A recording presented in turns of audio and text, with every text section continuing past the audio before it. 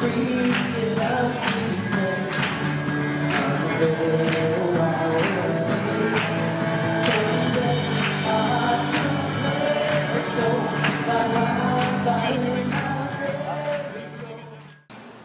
want you to turn to 2 Samuel chapter 11. You got a book with pages, you can turn there. If you got a phone, you can use it on the Bible app. Welcome to follow along the screen. 2 Samuel chapter 11. And Tommy, this is the book. Tommy, you had a picture. Where did Tommy go? Your bathroom, I think. Oh, it's embarrassing. Okay, 2 Samuel. He posted a picture this week of 2 Samuel. That's why I was like, oh, it's the book we're in. Okay, 2 Samuel chapter 11. Middle of the famous story, one of the most famous characters of the Bible, David. Okay? And we're going to see what he goes through in this life and see what it applies to us. Okay? Starting out, 2 Samuel chapter 11, verse 1. In the spring of that year, the time when the kings go out to battle, David sent Joab, commander of his army, and his servants with him, and all of Israel.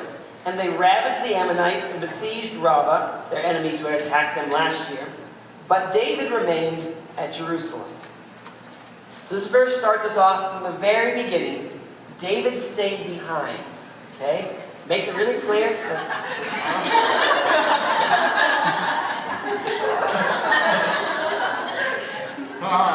Hi, Sam. Okay. Okay. Scrub that from the video later.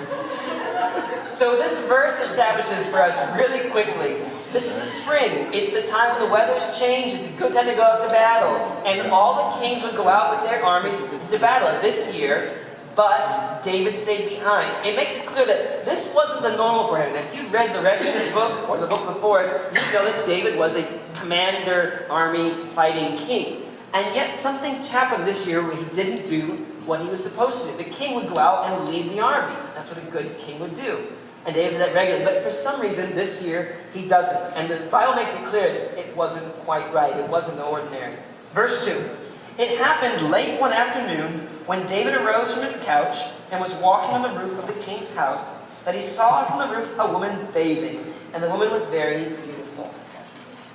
So David was taking a late afternoon walk on the roof, which I want to pause and say was kind of normal. It was hot back then, and in the afternoon it's finally, I'll get outside and get a little air because it's not as hot. And he's in the palace, which is a high-up building, and so when he's out walking on the roof, it would have been the place to walk. But at the same time, you're like, is he like a peeping David? What's going on here, you know? He's looking down, and he sees a woman bathing. Yes, naked. Film that picture, but not too vividly. Okay. So he sees this woman, and it brings us to this point. So one, either he's spying, which obviously isn't right, looking around for this woman bathing, or two, he just got a glance at him he shouldn't have. People would kind of bathe out there because they didn't have nice little shower units like we do with curtains. I told a story when I was traveling in Thailand one year. My wife and I, we had to bathe holding our curtain because it was an outside shower. And so we had to actually practice ahead of time, like how to hold a curtain and shower with our clothes on. It was really fun. Either we got to hold the curtain and shower outside, or we could go in the muddy river where the leeches were and bathe. So I chose the curtain. But anyway, outside showering, it's still a thing a lot of people do in other cultures. But in this culture, it happens to be something that happened and he caught sight of it. So one, either he's doing the wrong thing and he's looking at someone, spying on someone, or two, he happens to catch a glance. Now, if you see something you shouldn't, easy solution is look away. Let's see what David does instead here. Verse 3. And David sent and inquired about the woman. He's not looking away. And one said, is not this Bathsheba, the daughter of Eliam, the wife of Uriah the Hittite? Okay, so some backstory on this. Again, so you don't have to read the whole book, but you should do it on your own. Tommy, like you said, it's a great book, right? Excellent. So, Uriah the Hittite isn't some random person in his kingdom, okay? This isn't the wife of some little random person. One, David realizes, oh, she's married, and oh, she's married to someone in my army. She's married to one of the commanders of the army. She's married to one of the top 30 warriors that have been with me for the last 10 plus years, a close friend. Okay, and this is kind of normal. You might not have seen the women all the time as they go out and fight and they go back to their homes. He finds out this is the wife of my close friend, who's one of the commanders in my army, a loyal person that I'm great friends with. Okay? David again has an opportunity here. He learned something he could just say, you know what? Just moving on. I'm not going to get involved. But it doesn't. I mean, it would be great if verse 4 was, so David gave up that and went on with the rest of his life, and there's peace and love forever and ever and ever. You know, that would be a great ending to the story, but it's not. Let's see what happens. Verse 4. So David sent messengers and took her, and she came to him, and he lay with her. Now she had been purifying herself from her uncleanness that time of the month. Then she returned to her house. We don't get a lot of details about her response or how that went. All we know is that David sent for her and slept with her. It could be that it was consensual, or it could be basically he raped her, knowing that she was someone else's wife. And this is the terrible tragedy that happens in our world. And this king, David, was a great guy, was someone who was labeled as a man after God's own heart, but he messed up big here. He started with a small thing, seeing someone.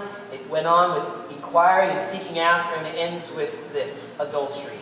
Someone else's wife that he slept with. And not just anyone, but a close friend. I don't know all of what happened. We can only guess at the woman's side of this. But David is the king. You know, people do as he commands. And we don't, again, can only guess at how much involvement she is. But the story makes it clear this is in his court. He was the one who sought her out. She wasn't doing anything wrong, and he brought her in. And he's the one who's in the wrong here in this situation. Verse 5. And the woman conceived, and she sent and told David, I am pregnant. The words that strike fear in all single men's hearts. And a lot of married men, too. Bring it on. Not yet. Not yet. Okay. So, David all of a sudden, he thinks, okay, it's all done, send her back, it's all over. And all of a sudden he gets word, I'm pregnant, from this woman. And as we know already, she had her time a month already. She wasn't pregnant from her husband. He's gone off to the battlefield. She's pregnant from him. Okay? Let's see the rest of the story and how it plays out. David, again, he could just step up and fess up. You know what? I did wrong. I'm going to make right. I'm going to confess. Here's what happens. Verse 6. So David sent word to Joab, the commander of the army, the head commander, send me Uriah the Hittite. And so Joab sent Uriah to David from the town they were fighting back to Jerusalem. When Uriah came in, David asked how Joab was doing, how the people were doing, and how the war was going. Then David said to Uriah, go down to your house and wash your feet. That's sly, David. That's real sly. Okay. And Uriah went out of the king's house, and there followed him a present from the king. He's also, hey, take this little gift from me. Thanks for being a great friend. Verse 9.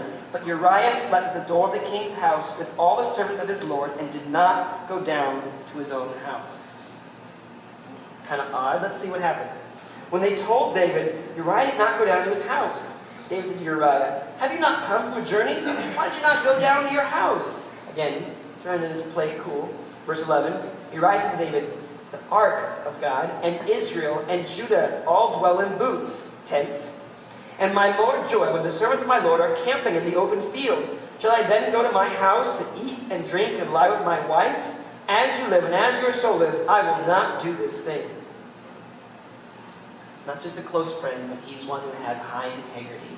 I won't just go celebrate on vacation while the rest of my friends are fighting on the battlefield, sleeping in tents by themselves. This is a very good man. And David was trying to be sly and get him to go home and cover up the sin that he had, making it look like it was his child that had been conceived. But this guy isn't going to work for that. Verse 12, then David said to Uriah, remain here today also, and tomorrow I will send you back. So Uriah remained in Jerusalem that day and the next. And David invited him, and he ate in his presence and drank, so that he made him drunk. And in the evening he went out to lie on his couch with the servants of his lord, but he, Uriah, did not go down to his house. Again, David's got all these plans. He's trying to cover up what he's done. I get the guy drunk, he'll go home, be with his wife, and we're all good. But even in that, he wasn't going to do that. He had drawn this line of what was righteous, what was full of integrity, and he wasn't going to go do that. Maybe at this point, you're imagining yourself in the situation, you're laughing at what David's done, or maybe you're thinking through, like, I've been down one of those roads before where you do one little thing and it leads to the next and it gets bigger and it begins to snowball. Well, the snowball hasn't ended quite yet. We're about to find out how big the iceberg is going to be in this whole thing that's going on. Okay? Look what David does next. Verse 14. In the morning, David wrote a letter to Joab and sent it by the hand of Uriah. He sends a letter sealed. He'll take this to Joab, the commander.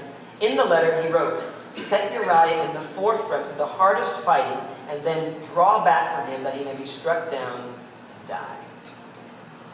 And as Joab was besieging the city, he assigned Uriah to the place where he knew there were valiant men, strong fighters. And the men of the city came out and fought with Joab, and some of the servants of David among the people fell, and Uriah the Hittite also died.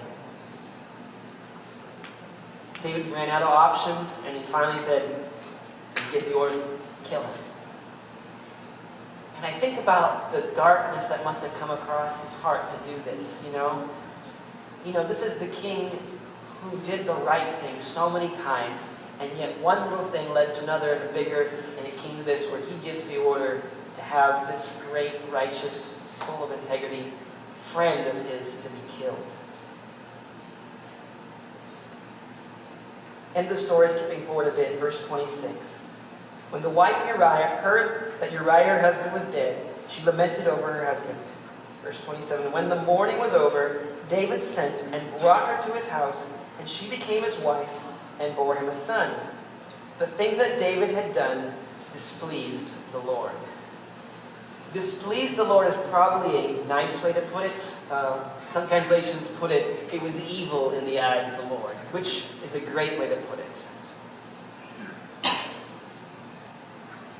David has now broken the 10th commandment, do not envy your neighbor's wife. He's broken the 7th commandment, don't have adultery, another man's wife. And he's broken now the 6th commandment, do not murder.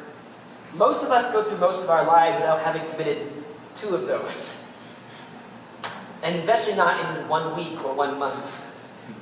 This is one of the darkest moments in the scriptures of a sin like this that just kind of got out of control. And it's from one of the brightest characters who was such a man after God's own heart as he was described. I want you guys to remember that just because you've done great so far doesn't mean that temptation can't ensnare you. We have to be ready for anything that could come along. And a lot of you guys know I guard myself against a lot of these kind of things very carefully because I know I'm just like anyone else here. We're human. There's flesh that comes into play and we have to be very careful about it. And I want to share this story with you guys because one of the keys for us today is that David, what started this all was that he had taken a break from what he was doing normally. He wasn't out on the battlefield where he was supposed to be. He wasn't going through what God had called him to do. The temptation that we have during the summer is to kind of take a step back from where we've been. Because God may have been growing you a lot this year. And summer is kind of a break. You guys need a break. I'm not saying you should be in school year-round. But we need to be careful. Yes, take a step back from your work, enjoy your rest, but be careful not to give up on the things you're still called to do. Be regularly in the scriptures. Be in prayer. Find people to surround yourself who will encourage you in God's ways. Find someone on the phone you can connect with at least once a week or every day. Like, I need help. I need this to continue because I know summer is going to be hard going back to my hometown or being away from everybody. That is what set it off. And I want you to hear this story today because in my years of doing college ministry, 8, 10 years, whatever, this is a difficult time for you guys being away for 2 months. And I want you guys to be prepared. Let's see how the story ends. We're going to come back. We'll have some happier stuff. I know it's kind of a downer Sunday. Sorry. Let's see what happens at the end here. Picking up in chapter 12. And the Lord sent Nathan, the prophet, to David. And he came to him and he said to him, there were 2 men in a certain city, the one rich and the other poor. The rich man had very many flocks and herds, but the poor man had nothing but one little ewe lamb. It's like a little small lamb, in which he had bought. And when he brought it up, and it grew up with him and with his children, it used to eat of his morsel and drink from his cup and lie in his arms. It was like a daughter to him. That's the poor man's lamb. Now there came a traveler to the rich man, and the rich man, he was unwilling to take one of his own flock or herd, prepare it as a meal for his guest who had come to him. But he took the poor man's lamb and prepared it for the man who had come to visit him. Verse 5. Then David's anger was greatly kindled against the man, and he said to Nathan, as the Lord lives, the man who has done this deserves to die. And he shall restore the land fourfold, means give 4 times back, because he did this thing, and because he had no pity. Nathan said to David, you are that man. David is caught red-handed in his own judgment. Prophets were wise men who came in. Just like Jesus, he tells the parable and sets the scene, brings up an emotional response to what was righteous, an injustice that had been done. And David responds as a righteous judge. This is what should happen. All of a sudden, it's turned, he realizes, that's what I did.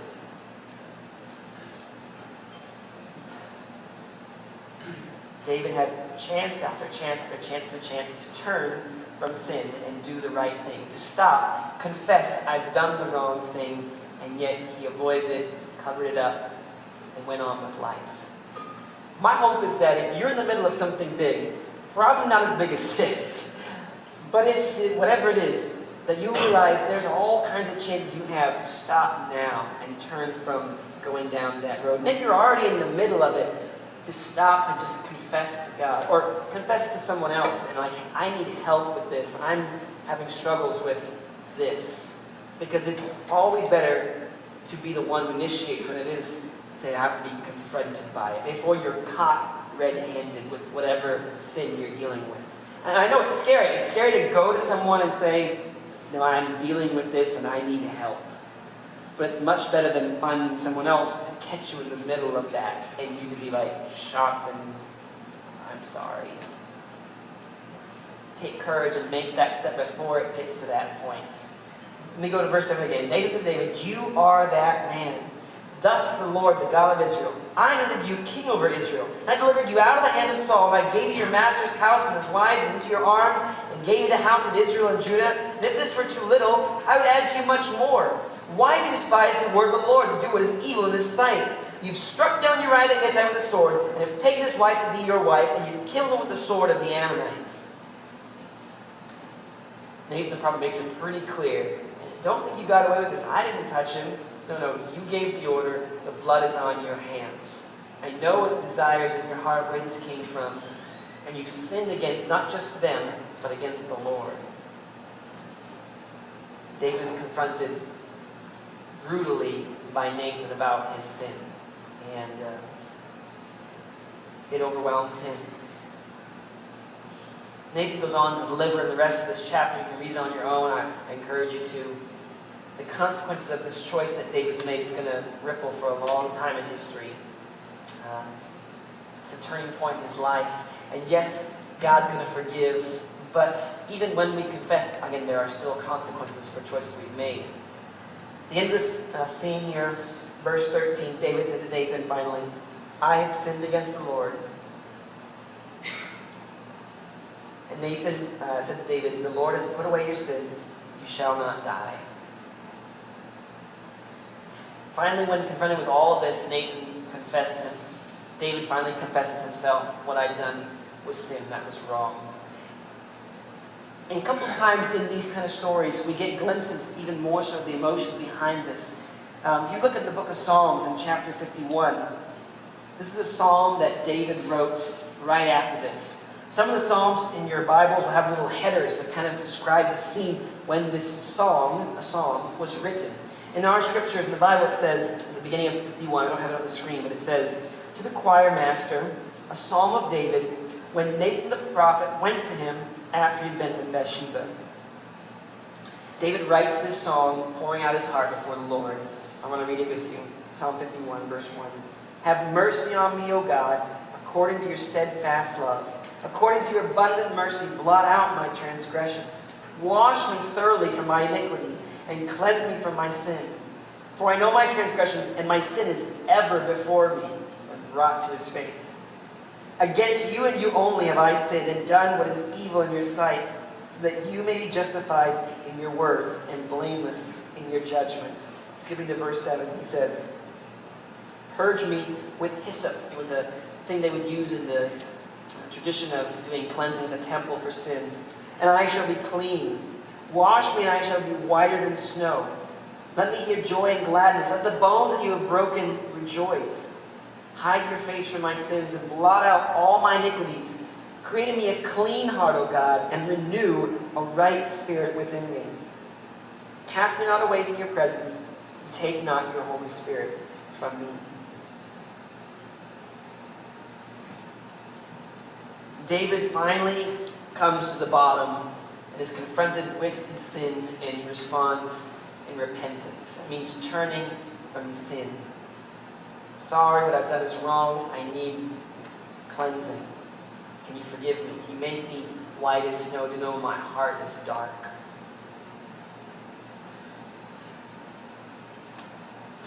I want you guys to know that this happened to one of the great characters in the Bible. The character that God used to kill Goliath with stone, great faith. And yet David's found himself in the midst of a dark sin. And I think one of the greatest #fails of the Bible. Totally. And I want you guys to think through this too, that if someone great as David can fail, and we have that opportunity before us also, okay? That no one escapes this. And here's the truth. Temptation is something common to everyone, okay? Even Jesus was tempted. The perfect Son of God, never sinned, he still faced temptation. We all are going to face it. It's not wrong to have temptation. It's the choice that we make in response to it. And James tells us we're not tempted by God. He's not the one making temptations happen. It's our own evil desires that come out. This flesh side of us that wants our own way, that's selfish. Paul adds this in 1 Corinthians. He says that God will not allow any temptation to come to us that we are not able to overcome. He'll provide a way out. It means whatever you're facing today, whatever temptation is before you, God says, I know you can handle this. I know you can make the right choice. If you work at it, if you pray, if you prepare for it, we can overcome it. But God's given us even a better plan of attack than that. A lot of people want to say, well, I'm just going to go on life, and if temptation comes, well, I just, God help me not to touch that, or help me not to look at that in the middle of seeing it right in front of you. There's a better plan, and that's found in Matthew chapter 6. And I don't have this on the screen, I'm just going to read it to you tonight. Matthew chapter 6, it's the Lord's Prayer. Jesus starts off, Our Father in heaven, hallowed be thy name. At the end of it, he comes to this, and he says in verse 13, lead us not into temptation, but deliver us from evil. Lead us not into temptation, but if I'm in the middle of it, deliver us from evil. Better than just saying, oops, I stepped in some mud, God help me be clean again, which he will honor that. Even better, God help me not to fall into that at all. Help me not even to run into temptation. Just a couple examples. If you have problems with drunkenness, I recommend not doing this. Don't walk into a bar and sit down and say, God help me not to have a drink tonight. That would be dumb. You have problems, sexual promiscuity. Don't walk into a brothel and sit down and God help me not to sin tonight, okay? And that's an old school word, brothel. But anyway, you get the point. Whatever your sin is tonight, if it's something in front of the computer, don't sit in the computer in a dark room in a corner all by yourself and say, God help me not to do something tonight. Whatever it is. These are dumb ways, and we laugh, but I'm telling you guys, a lot of people struggle with these things, and we wonder, we got into this situation, we sin, and we think, God, what happened? And God's like, come on, you just wandered right into it. Let's be wise about this. Lead us not into temptation. Think ahead. God, help me, at the beginning of my day, not to wander into a situation where I might compromise what you've called me to be. And it's not just in this one time, at the end of the book, end of Matthew, Jesus is up in the Garden of Gethsemane with his disciples. It's his last night here on earth. And what does he tell them? Matthew 26, verse 41, he says this. Almost the same exact words. Watch and pray that you may not enter into temptation. The spirit is indeed willing, but the flesh is weak. It's the same words, into temptation. Do not lead us into temptation. Do not fall into temptation. Jesus tells disciples and teaches us, pray ahead of time, that you won't run into it. And if you do, pray that you'll be delivered. But begin to plan ahead. I'm giving you guys this heads up now. I figure a lot of you guys are going to be here tonight. Next week, I'm not so sure how many of you guys are going to be here. I hope you're all here still. I hope you finished all your finals on Saturday and you're already studied up so you can come to church next Sunday. But in case not, I want to do this tonight. Summer is going to come with temptations and testing. And I want you to be ready. Pray ahead. God, I'm heading back to my hometown, You know what I've dealt with over there? That helped me not even to fall into that crowd or fall into that temptation, that sin I used to go through. It helped me to be strong through it. And not just to pray, but I want you to begin to plan. Begin to have a game plan. Okay, tell a friend, hey, I'm going to be heading back. It's going to be difficult. Can you call me every night at 8 p.m. and check on me? Or on the weekends, I have a hard time with this. Or, hey, can you ask me every once in a while? Or I'm going back home, make a plan to reconnect with a certain friend and have them kind of find ways to connect. Every morning I'm going to read the scripture. I'm going to pray it and ask, plan ahead of time, because summers are fun, they're great, but they're also a time where you may be overwhelmed by what comes back at you that you hadn't expected. Avoiding temptation always works better than resisting it, because we're human. It's easy to give in.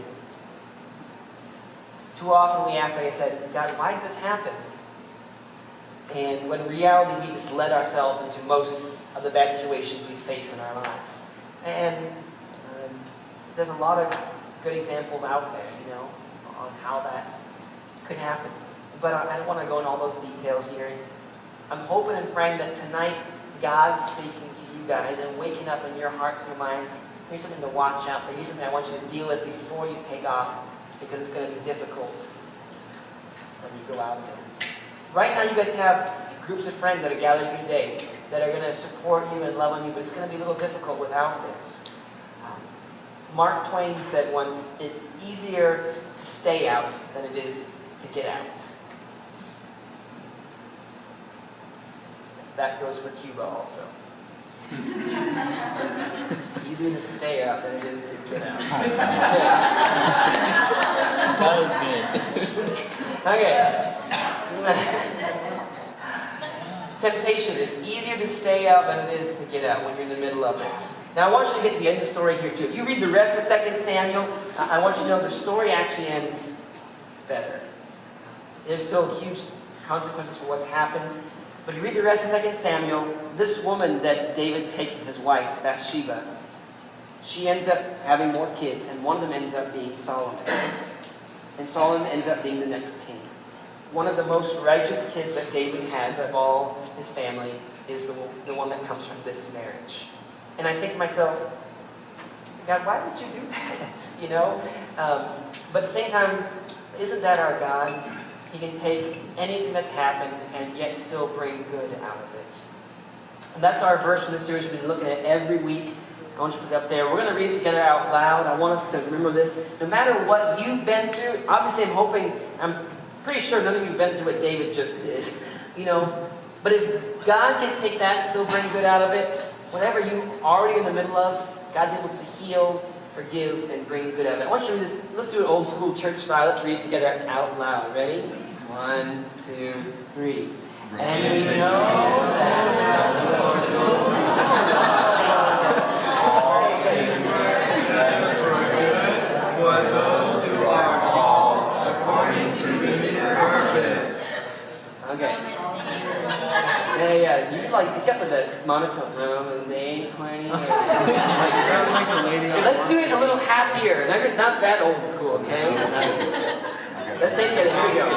And we know that for those who love God, all things work together for good for those who are called according to His purpose. This is a good verse. We shouldn't be monotone like it.